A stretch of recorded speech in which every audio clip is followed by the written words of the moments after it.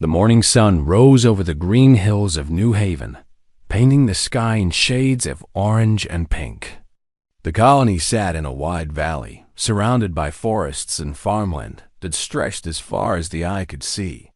It was a peaceful place, far from the busy centers of human civilization, where families had come to build a simple life among the stars. Lisa Monroe stood on the balcony of the Garrison building, drinking her coffee and watching the colony wake up. She was the commander of the small military force stationed here, though she often joked that her job was more like being a sheriff in a quiet town. In 5 years, she had never fired a weapon in anger. The worst problems she dealt with were disputes over farming land and the occasional equipment theft. Down in the Central Plaza, workers were setting up decorations for the Spring Festival. Colorful banners hung between the buildings, and tables were being arranged for the feast that would happen later.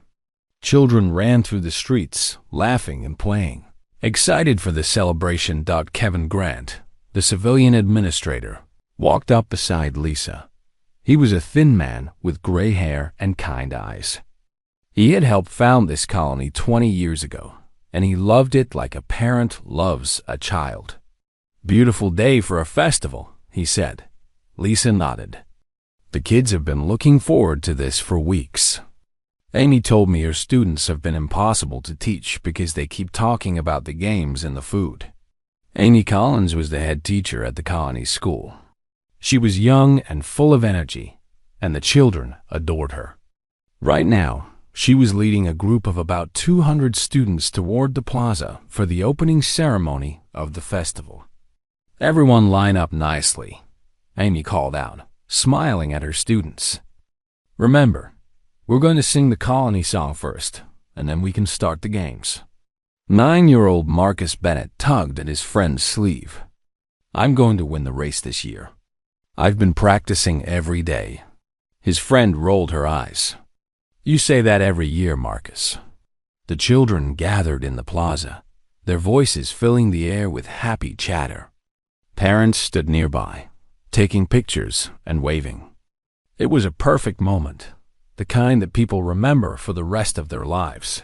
None of them saw the ships appear in the sky. The first warning came from Lisa's communication device, which suddenly screamed with an alert tone. She looked up and felt her blood turn cold. Dozens of dark vessels hung in the sky above the colony, blocking out the sun. They were shaped like insects, with sharp angles and dark metal that seemed to absorb the light. "What the hell?" she whispered. Before she could give any orders, the ships opened fire. Bright beams of energy rained down on the colony, striking buildings and streets with terrible precision. The Garrison building shook as explosions erupted all around. Lisa grabbed her radio. "All units, we are under attack. Get the civilians to the shelters. Move, move." In the plaza, chaos erupted. Parents screamed and ran toward their children. Amy Collins grabbed as many students as she could, pulling them toward the nearest shelter. The ground shook beneath their feet as another blast hit nearby. "Stay with me," Amy shouted. "Don't let go of each other's hands." Marcus Bennett felt someone push him to the ground as an explosion tore through the plaza. His ears rang and dust filled his lungs. When he looked up, he saw his classmates lying around him, some of them not moving. Blood was everywhere. Landing craft descended from the larger ships, and strange creatures emerged. They were tall and insectoid, with 4 arms and large black eyes. They moved with quick, jerky motions, carrying weapons that glowed with an ugly green light. These were the Vexari, a species that humanity had rarely encountered before. The Vexari soldiers moved through the colony without mercy. They fired at anyone who moved, military or civilian. Lisa Monroe rallied her small garrison and fought back, but they were hopelessly outnumbered. She managed to reach the communication tower and send a distress signal before a Vexari blast destroyed a dot in the shelter beneath the school. Amy Collins held her wounded students and tried to keep them calm. Several children had been hit by debris or caught in the explosions. Young Sophie Cole, just 8 years old, lay unconscious with burns covering her arms. Marcus Bennett had cuts on his face and a broken arm, but he was helping Amy move the other children to safety. "It's going to be okay," Amy kept saying, though she wasn't sure she believed it herself. "Help is coming. Just stay quiet and stay together." Above them, the attack continued for another hour. The Vexari destroyed the colony's power station, water treatment facility, and medical center. They seemed to be targeting infrastructure rather than trying to occupy the colony. This was not an invasion. This was a message. Finally, the shooting stopped. The Vexari soldiers returned to their landing craft and flew back to their ships. Before they left, their commander broadcast a message that echoed through the ruined streets. "I am Overlord Thraxus of the Vexari Dominion," the harsh voice said. "Humanity will surrender the border systems of Kepler, Arcturus, and Nova Prime within 30 standard days. If you refuse, we will return to another colony. And another. And another. Your weakness makes you easy prey. Do not test our patience." The ships vanished into the sky, leaving only destruction behind. Lisa Monroe crawled out of the rubble of the garrison building. Her uniform was torn and covered in blood, some of it her own. She looked around at what remained of the colony she had sworn to protect. Buildings burned. Bodies lay in the streets. The sound of crying filled the air. She made her way to the plaza, where the spring festival had been taking place just hours before. The colorful banners were now burned and torn. The tables were smashed. And everywhere she looked, she saw wounded children. Kevin Grant sat on the ground, holding a young boy who had stopped breathing. Tears ran down the old man's face. He looked up at Lisa with empty eyes. "Why?" he asked. "Why would they do this?" Lisa had no answer. She helped organize the survivors, directed rescue efforts, and did everything she could to save lives. By the end of the day, they had counted the dead. 147 colonists, including 31 children. Another 200 were wounded, many of them critically. 83 of those were children. As night fell over New Haven, Lisa stood alone in the ruins of the plaza. She looked up at the stars, somewhere among which the Vexari were celebrating their victory. They thought they had shown humanity its weakness. They thought they had proven that humans were easy targets. They had made the worst mistake any species in the galaxy could make. They had hurt human children. And somewhere, far across the stars, humanity was about to show them what that meant. The distress signal from New Haven traveled across space at faster than light speed, bouncing through relay stations until it reached Earth. It arrived at the United Earth Defense Command at 3 in the morning local time. Within minutes, Admiral Nathan Cole was awake and reading the report. He was 62 years old, with gray hair and a face marked by decades of military service. He had fought in 3 wars and commanded fleets across dozens of systems. He had seen terrible things and made hard decisions. But nothing had prepared him for what he saw in that report. The images show burning buildings and wounded civilians. Medical reports listed the injuries in cold, clinical language. And then he saw the list of wounded children. His eyes stopped on one name, Sophie Cole, age 8. His granddaughter. Nathan's hand shook as he read her condition. Severe burns on both arms. Possible internal injuries. Critical but stable. His daughter had moved to New Haven 3 years ago because she wanted Sophie to grow up somewhere peaceful, away from the dangers of the core worlds. He had promised them they would be safe. He picked up his communication device and made a call. "Get me the Joint Chiefs," he said, "and contact every fleet commander in human space. We have work to do." By morning, the news had spread across every human colony. Video footage from New Haven played on every screen. People watched in horror as Vexari soldiers fired on civilians. They saw children being carried to shelters, their small bodies covered in blood. They heard the screams. The reaction was unlike anything humanity had seen in a century. On Earth, millions gathered in the streets, not to protest, but to demand action. On Mars, the independent mining guilds offered their ships and crews for military service. On the Outer Rim colonies, where people usually wanted nothing to do with Earth's government, leaders sent messages of unity. The fractured political factions of humanity, which had argued and fought for generations, suddenly spoke with one voice. Make them pay. The Colonial Assembly met in emergency session. Representatives from every human settlement filled the chamber. The vote was quick and unanimous. They authorized unrestricted military response against the Vexari Dominion. There would be no negotiation. There would be no proportional response. The Vexari would learn what happened when you attacked human children. Admiral Cole assembled his war council aboard the flagship Relentless, the largest warship ever built by human hands.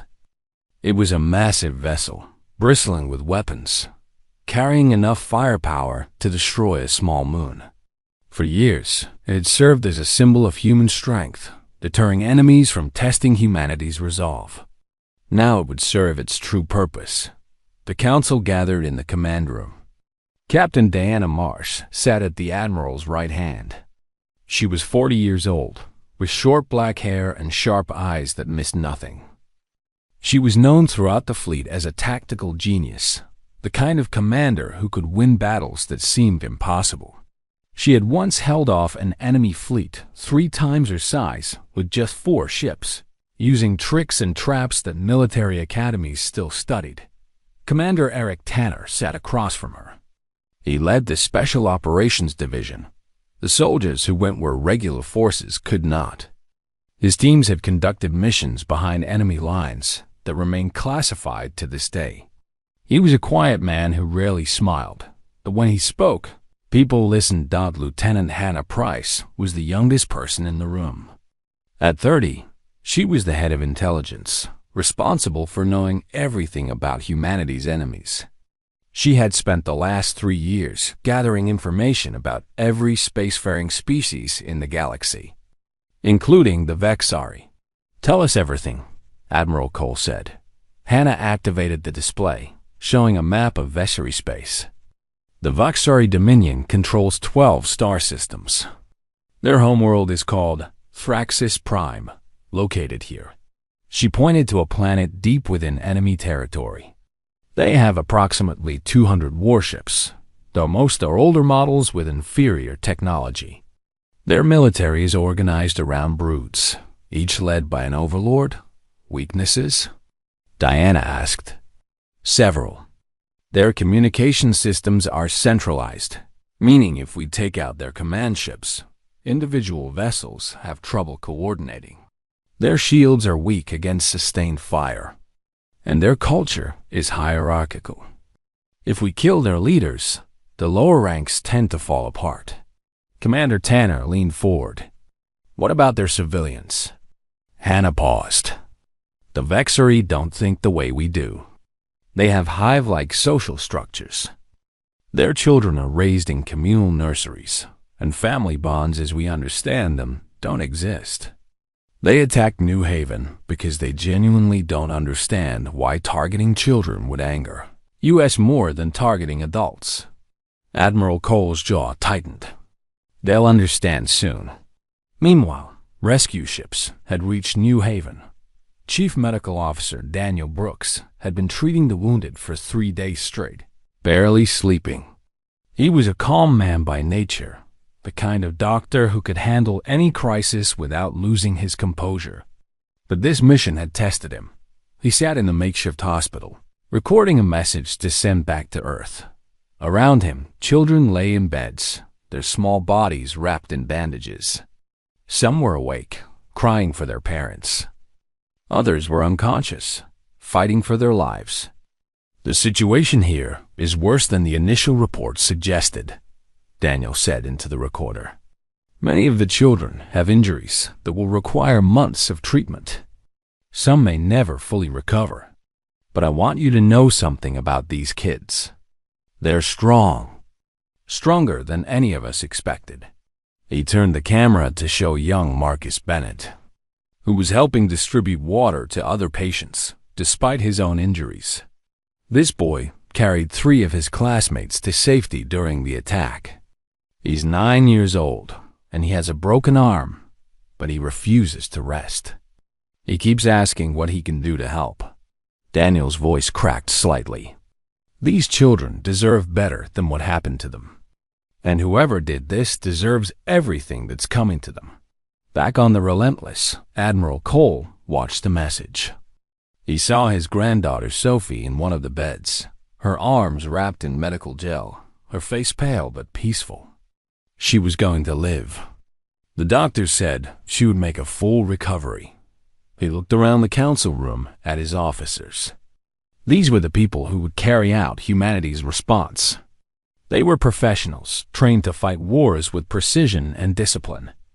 But he could see in their eyes the same cold fury that burned in his own heart. I want to be clear about our objectives, he said. This is not about territory. This is not about resources. This is about sending a message to every species in this galaxy. If you attack human children, there will be no negotiation. There will be no mercy.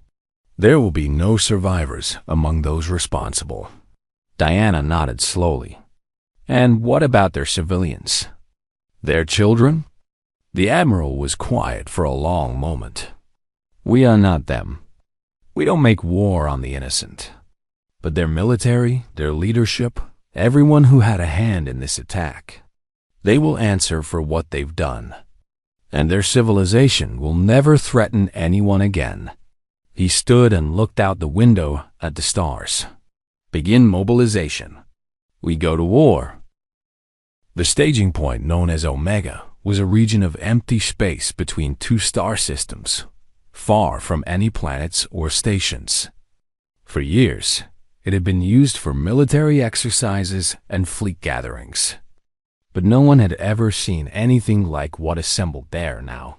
Ships arrived by the dozen, then by the 100. Massive battleships from Earth Core Fleet. Fast cruisers from the Mars Defense Force. Armed cargo vessels from the mining guilds, their holds converted to carry weapons. Even old patrol boats from the Outer Rim colonies, their paint faded and their crews young, showed up ready to fight by the time the last ships arrived. Over 300 warships hung in the darkness of space. It was the largest fleet humanity had ever assembled. And every single person aboard knew why they were there. Admiral Nathan Cole stood on the bridge of the Relentless, watching the fleet take formation. His officers moved around him, coordinating the massive gathering, assigning positions and checking systems. The air was tense but focused. These were professionals preparing for the hardest mission of their lives. Captain Diana Marsh approached with a datapad in her hand. Final count, Admiral. 312 combat vessels. 47 support ships. Total crew of approximately 90,000. And the Vexari? Intelligence suggests they have about 200 ships scattered across their territory. They're not expecting us to attack. Their border defenses are minimal. The Admiral nodded. They thought we would negotiate. They thought we would be too afraid to fight. They thought wrong. Admiral Cole called his senior commanders together for a final briefing. They gathered in the flagship's war room, their faces grim and determined. A holographic map of Vexari space floated in the center of the room, showing enemy positions and strategic targets. We're dividing into 3 strike groups, the Admiral began. Captain Marsh will lead the first group. Your target is their supply lines. Cut off their fuel depots, their ammunition stores, their repair facilities. I want the Vexari fleet starving and desperate within 2 weeks. Diana studied the map. I'll need fast ships, cruisers and destroyers. We'll hit them and run before they can respond. Take what you need." The admiral turned to his next commander. "Commander Tanner, your group will target their 4 military bases. These are the staging points they use for operations outside their core systems. Destroy them completely. Leave nothing standing." Eric Tanner's face showed no emotion, but his eyes were hard. "Understood. My special forces teams are ready. We'll hit their shipyards at Vexury 4 first. That's where they build their new vessels." "Good. That's where Overlord Thraxus keeps his eldest broodheir. Killing him will send a message to the Dominion's leadership. The third strike group would be led by Admiral Cole himself. This was the main fleet, the hammer that would drive straight toward the Vesari homeworld. While Diana's ships cut supply lines and Eric's forces destroyed military infrastructure, Nathan's fleet would smash through enemy defenses and bring the war to Thraxus Prime itself. "Remember," the Admiral said, "we are not here to conquer. We are here to punish. Every Vexari soldier, every Vexari commander, everyone who was involved in the attack on New Haven will pay. But we do not harm civilians unless they take up arms against us. We are not monsters." The campaign began 3 days later. Diana's strike group moved like ghosts through Vesari space. Her ships jumped in, fired, and jumped out before the enemy could react. Fuel depots exploded. Supply convoys were destroyed. Within a week, Vexari commanders were sending frantic messages to their homeworld, begging for reinforcements. That could not come because there was no fuel to move them. Eric's special forces proved equally deadly. His teams infiltrated the shipyard at Vesari 4, using stealth shuttles and electronic warfare systems that blinded enemy sensors. They planted explosives throughout the facility, targeting critical systems and structural supports. When they detonated, the entire station came apart in a massive explosion that could be seen from orbit. Overlord Thraxus's eldest broodheir died in that explosion. He was aboard the station inspecting new ships when the attack came. His death sent shockwaves through the Vexari Dominion. The overlords had believed their children were safe, far from the fighting. They had been wrong. The main fleet met its first major resistance at the Vexari border outpost designated Gamma Station. 50 enemy ships had gathered there, hoping to stop the human advance. The battle lasted 4 hours. Admiral Cole watched from the bridge as his ships tore through the Vexari formation. Human weapons technology was more advanced than the enemy had expected. Precision targeting systems allowed his gunners to hit weak points in enemy shields. Jump drives let his ships appear in unexpected positions, flanking and surrounding the Vesari vessels. When it was over, 43 Vesari ships were destroyed. The remaining 7 fled toward their homeworld. Human losses were 8 ships damaged and 2 destroyed. "Send the message ahead of us," Admiral Cole ordered. "Let them know we're coming." Across the galaxy, other species watched with growing alarm. The Vexari had been a nuisance to many of them, bullying smaller civilizations and demanding tribute. Some had secretly hoped humanity would cut them down to size.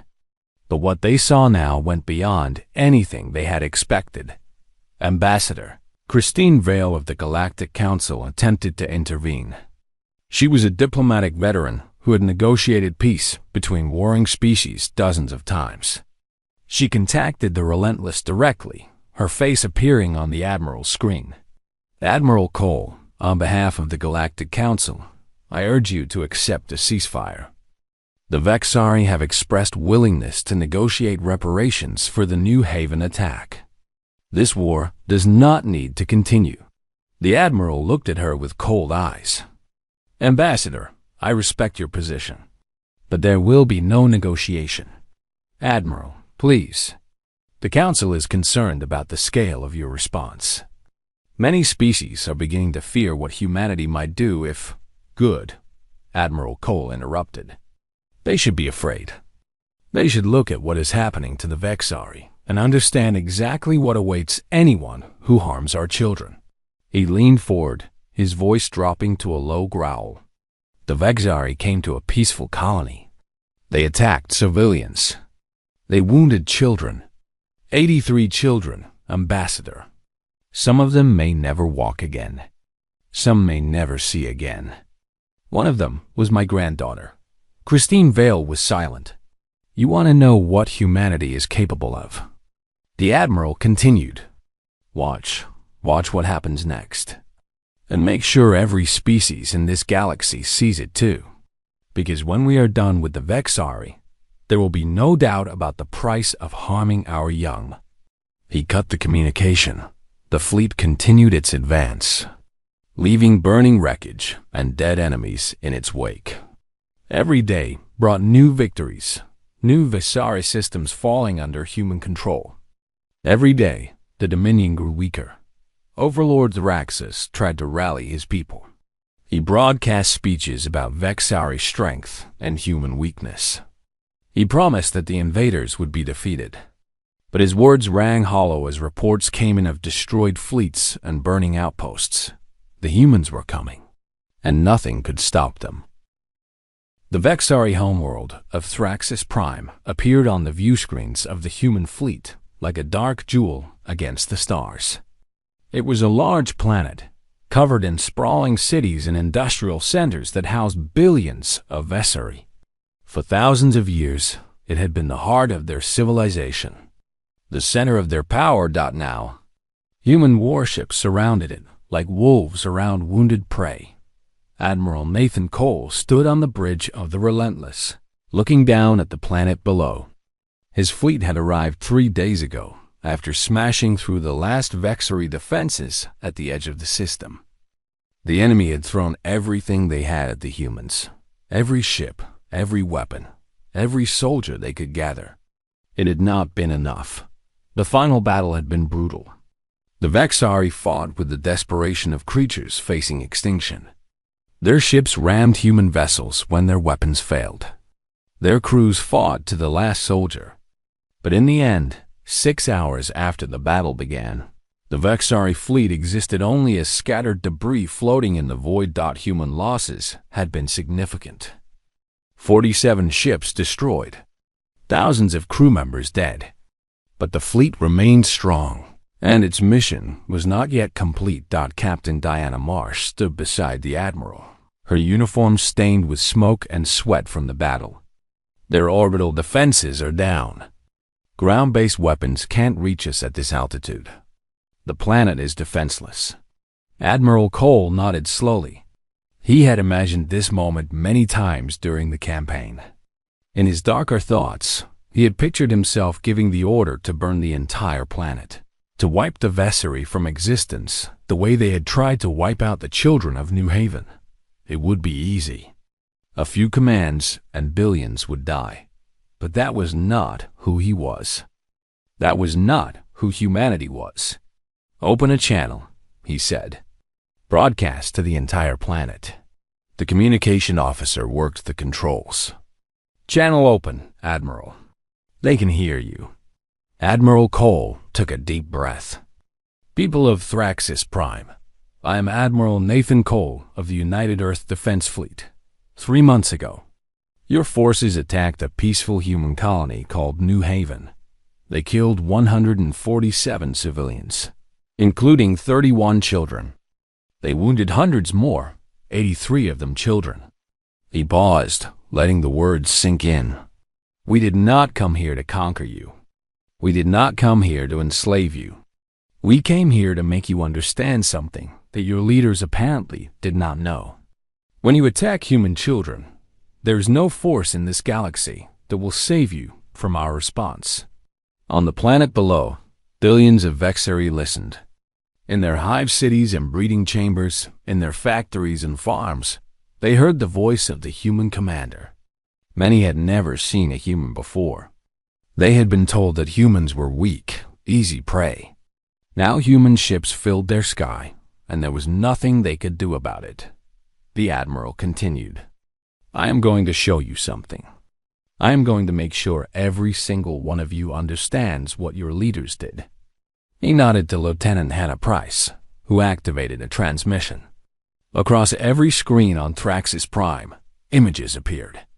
The children of New Haven, their faces, their injuries, the bandages covering their burns, the casts on their broken limbs, the tears on their cheeks and then the sound. The recording played the audio from the shelter where Amy Collins had hidden with her students during the attack. The sound of children crying. The sound of children screaming for their parents. The sound of children asking why this was happening to them. The transmission played for 10 minutes. Every Vexari on the planet was forced to watch and listen. They could not turn it off. They could not look away. The human fleet had taken control of their communication networks, and the broadcast was everywhere. When it finally ended, there was silence. Admiral Cole spoke again. "Your ruling council has requested a meeting to discuss surrender. I have refused. There is nothing to discuss. Your leaders ordered the attack on our children. They will not live to regret it." In the command room of the Relentless, his officers gathered for the final decision. Commander Eric Tanner argued for total destruction. "They targeted children," he said, his voice tight with controlled anger. "They knew what they were doing. If we show mercy now, some other species will think they can do the same thing." Captain Diana Marsh shook her head. "If we kill billions of civilians, we become worse than them. We become the monsters that other species fear. Is that the message we want to send?" Lieutenant Hannah Price offered a third option. "We can destroy their ability to threaten anyone ever again.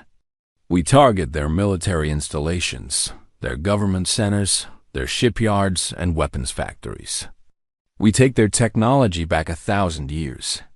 They survive, but they never reach the stars again." Admiral Cole listened to each argument. He thought about his granddaughter Sophie, who was recovering on New Haven. He thought about the other children, some of whom would carry scars for the rest of their lives. He thought about the fear in their eyes when they woke up screaming from nightmares. He wanted to burn it all. He wanted to make the Veshari feel the same pain that those children felt. But he also thought about what kind of man he wanted to be. What kind of species he wanted humanity to be. "We're not here to commit genocide," he finally said. "We're here to teach a lesson that will echo across this galaxy for 1,000 years." The strikes began that night. Human ships descended on Traxxas Prime with surgical precision. They destroyed the ruling council's fortress, killing Overlord Thraxus and every member of the Dominion's leadership. They destroyed the military academies where Vexari soldiers were trained. They destroyed the shipyards, the weapons factories, the research centers. They did not bomb cities. They did not target hospitals or schools. When Vesara civilians fled to burning military installations, human ships held their fire. By morning, the Vexari Dominion no longer existed. Their government was gone. Their military was gone. Their ability to build ships or weapons was gone. They had been reduced to a pre-industrial civilization, capable of farming and building simple structures, but nothing more. They would survive, but they would never again pose a threat to anyone. Admiral Cole broadcast one final message before the fleet departed. "Let this be a warning to every species in this galaxy. Humanity does not seek war. We do not desire conquest. We want only to live in peace with our neighbors. But there is one line that must never be crossed. Our children are sacred to us. Harm them, and we will find you. We will hunt you across every star system. We will tear down everything you have built. And when we are done, your civilization will exist only as a warning to others." He looked down at the darkened planet one last time. "Remember this day. Remember what happens when you hurt human children. And pray that you never give us a reason to return." The fleet jumped away, leaving Thraxxas Prime in darkness. 6 months had passed since the fall of the Veshari Dominion. The galaxy had changed in ways that no one could have predicted. Species that had once looked at humanity as soft and peaceful now watched them with a mixture of respect and fear. The lesson of Thraxis Prime had spread to every corner of known space. On New Haven, the spring sun rose over a rebuilt colony. The central plaza had been restored, with new buildings standing where the old ones had been destroyed. Gardens filled the spaces between them, planted by the colonists as a symbol of renewal and hope. In the middle of it all, a memorial had been built. The memorial was a simple structure made of white stone, shaped like a pillar reaching toward the sky. On its surface, carved in letters that would last for centuries, were the names of everyone who had died in the attack. The 31 children who lost their lives were listed first, their ages written beside their names. A large crowd gathered for the dedication ceremony. Colonists who had survived the attack stood beside rescue workers and soldiers who had helped in the recovery. Government officials had come from Earth, along with media from across human space. But the most important people there were the children. They stood in a group near the memorial, many of them still bearing visible scars from their injuries. Some walked with limps. Some wore devices that helped them see or hear. But they stood tall, their faces serious and proud. Marcus Bennett, now 10 years old, stepped forward. His left arm was still marked with scars from the burns he had received, but it had healed well. The doctor said he would have full use of it. He carried a bundle of flowers in his hands. "These are for everyone who didn't make it," he said, his young voice clear in the quiet morning air. He placed the flowers at the base of the memorial and stepped back. Amy Collins watched from nearby, tears running down her face. She had stayed on New Haven after the attack, refusing offers to transfer to safer colonies. These were her students, her children in every way that mattered. She would not abandon them. Commander Lisa Monroe stood at the edge of the crowd in her new dress uniform. She had been promoted after the attack, given command of the enhanced defensive fleet that now protected New Haven permanently. 12 warships orbited the planet at all times, ensuring that no enemy would ever catch the colony defenseless again.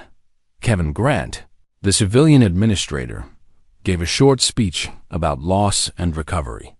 His voice cracked several times, but he made it through.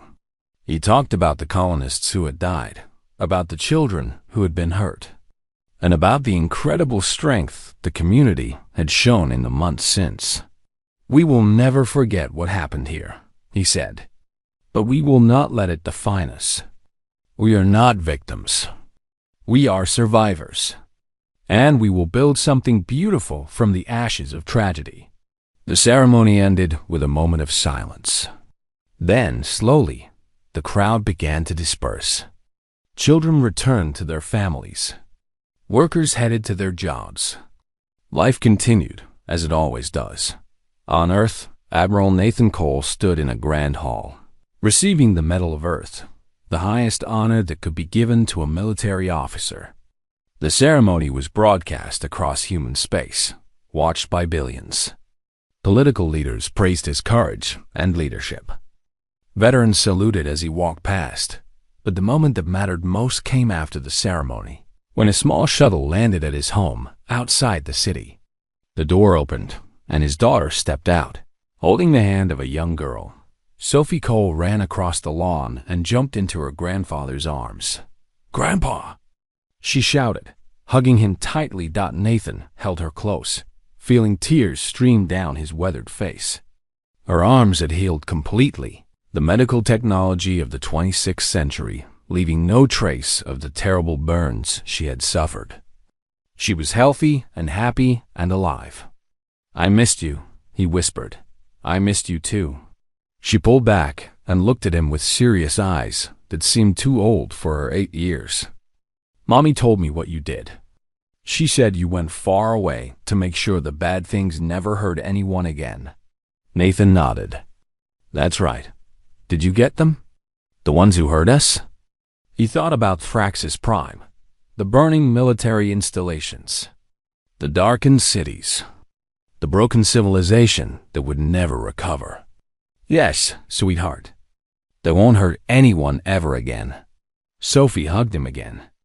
Good. In the halls of the Galactic Council, Ambassador Christine Vale presented her report on the Vexari War. Representatives from dozens of species listened in silence as she described the human campaign, the battles, and the final reckoning at Thraxis Prime. The Vexari Dominion no longer exists as a spacefaring civilization, she concluded. They have been reduced to a pre-industrial state. Our estimates suggest it will take them at least 2,000 years to rebuild their technology to the point where they could potentially travel between stars again. A representative from the Kellori Federation raised a tentacle. And human losses? Significant. Approximately 12,000 military personnel killed. 63 ships destroyed. The economic cost of the campaign was enormous. Christine paused. But that is not the important number. What is? 0. That is the number of human civilians killed by hostile action in the 6 months since the war ended. Before the war, various species had been testing human borders, probing for weaknesses. All of that has stopped. No one wants to be the next Vexari. The chamber was quiet. Another representative spoke up. Ambassador, your report mentions that humans specifically targeted Vexari children with emotional broadcasts. Was this not cruel? Christine shook her head. They did not harm Vexari children. They made the Vexari population understand what their leaders had done to human children. There's a difference. She looked around the chamber at the gathered representatives. I want to be clear about what happened. The Vexari attacked a peaceful colony. They murdered civilians. They wounded 83 human children. And humans responded by dismantling the Vexari civilization completely while taking care not to harm innocent civilians. She let that sink in. The lesson is simple. Humanity is not aggressive. They do not seek war or conquest. They are content to trade peacefully and explore the galaxy alongside the rest of us. But their children are sacred to them in a way that most species do not understand. Cross that line, and there is no power in this galaxy that will protect you from their response. On the broken world of Thraxis Prime, the sun rose over silent cities. The Vexari who survived the war had begun the long process of rebuilding their society. They farmed the land with simple tools. They built shelters from the wreckage of their once great civilization. They taught their young the skills needed to survive. In a small schoolroom made of salvaged materials, an elder Vexari stood before a group of larvae.